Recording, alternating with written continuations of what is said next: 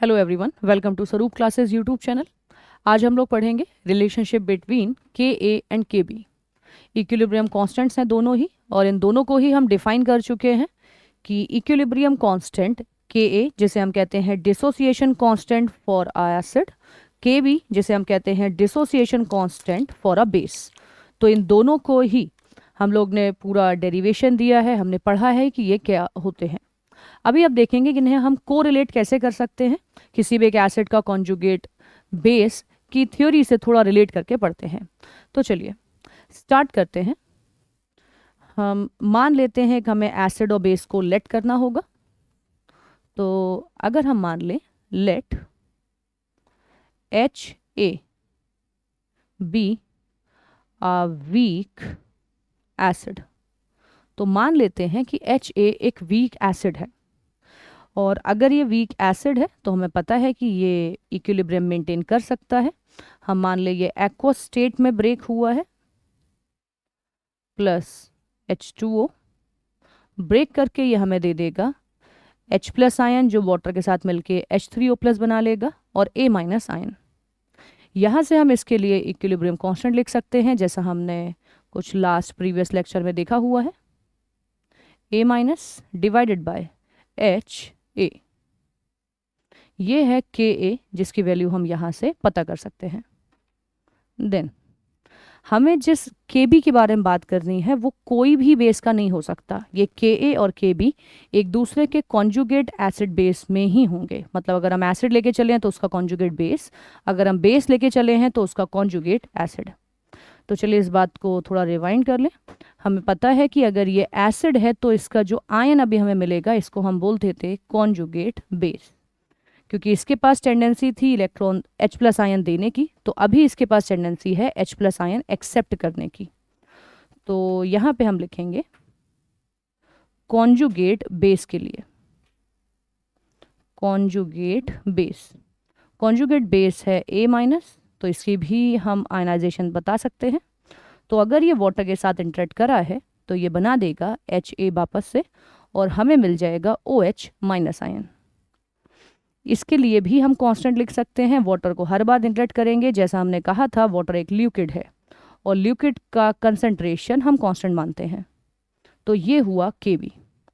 तो के बी और के ए, तो यहाँ पे के ए और के बी जो भी हमने दोनों लिए हैं वो एक दूसरे से रिलेटेड हैं। हमने कोई भी आर्बिट्री ए के बी और के ए नहीं लिए हैं। तो हमें इस बात का ध्यान रखना होगा कि हमने कोई भी नहीं लिए हैं, ये वो होंगे जिनकी हमें ज़रूरत है।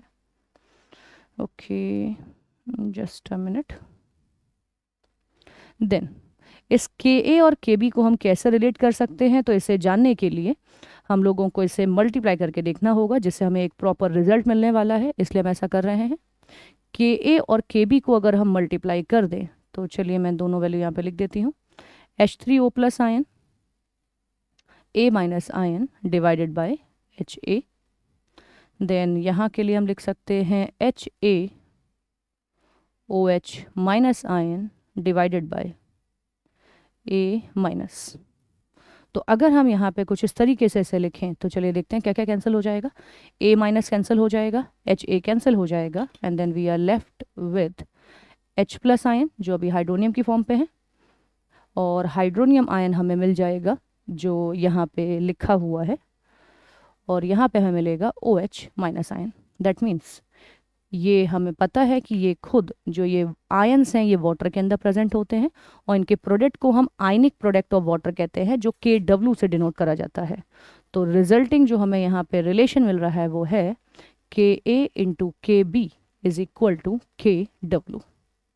ये रिलेशन है जिसे हम कहते हैं relationship between KA and KB। But मैं फिर से रिपीट कर दूं, KA जिस एसिड का है उसी के कॉन्जुगेट बेस का KB होगा। तो यहाँ पे कोई भी हम ऐसा नहीं कर सकते कि KA हमने HCl का ले लिया है और KB कोई भी NaOH का ले लिया है। ये रिलेटेड होने चाहिए, तब हमें ये रिजल्ट मिलने वाला है। तो ये है रिलेशन फाइनली, जिसके लिए हमने यहाँ पे पूरा ये डेरिवेशन दिया है।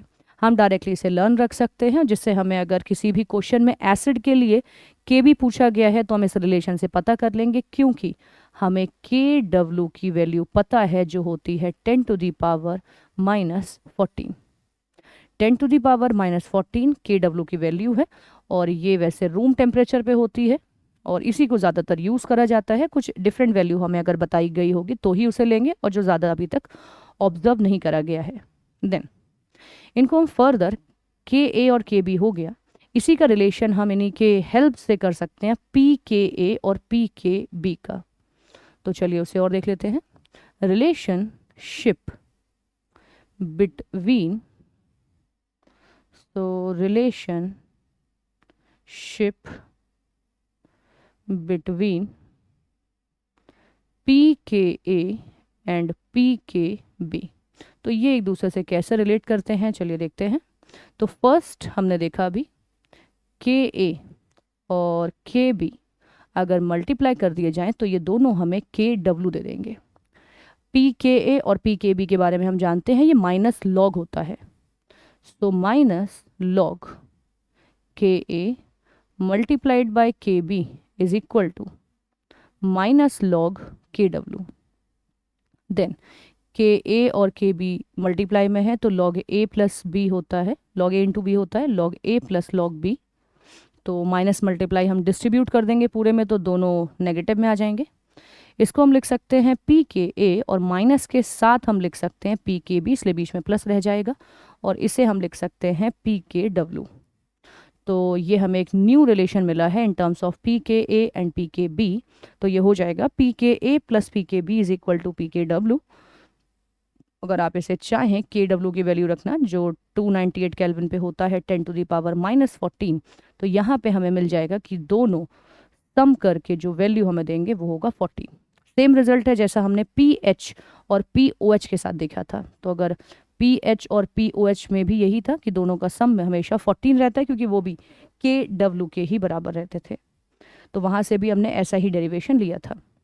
तो ये दो रिलेशन है, ये रिलेशन है के ए और के बी का जो मल्टीप्लाई करके के डब्ल्यू देते हैं, और दूसरा रिलेशन है P K A P K B का जो सम करके 14 देते हैं या in general P K W देते हैं। तो एक क्वेश्चन पे से अप्लाई कर लेते हैं। क्वेश्चन मान लेते हैं find K b for a acid for an acid with Ka value. तो जो Ka वैल्यू है वो हम एक एसिड के लिए ले लेते हैं 10⁻⁻5। तो अगर हमें Ka दिया गया है और हमसे कहा जा रहा है कि आप Kb बताइए, तो हम यहाँ से एक रिलेशन लिखेंगे। We know that Ka multiplied by Kb give Kw। So हमें Ka पता है, इसकी वैल्यू है 10⁻⁻5। Kb हमें पता करना है और Kw की वैल्यू हम वही रखेंगे जब तक हमें अलग से टेम्परेचर मेंशन ना हो, जो कभी भी ऑब्जर्व नहीं करा गया है। तो ये हो जाएगा -14 डिवाइडेड बाय 10⁻⁻5। ये नॉर्मल एक्सपोनेंट्स है, हम इसे सॉल्व कर सकते हैं। जब भी बेस सेम हो और पावर्स लिखी हुई हो और वो डिवाइड में हो तो पावर माइनस हो जाती है, जिसके चलते हमें मिलेगा Kb इज इक्वल टू 10⁻⁻14 + 5, और जो हमें सॉल्व करके मिलेगा 10⁻⁻9। तो ये हमारा ओवरऑल आंसर है जो हमें बताएगा कि Kb की वैल्यू कितनी है। तो Kb जो हुआ वो हो गया 10⁻⁻5। सिंपली हमने उस फॉर्मूले में रख के इसे सॉल्व करा है। तो ये रिलेशन है। नेक्स्ट वीडियो में हम नेक्स्ट टॉपिक के साथ डिस्कशन लेके आएंगे। So thank you for watching.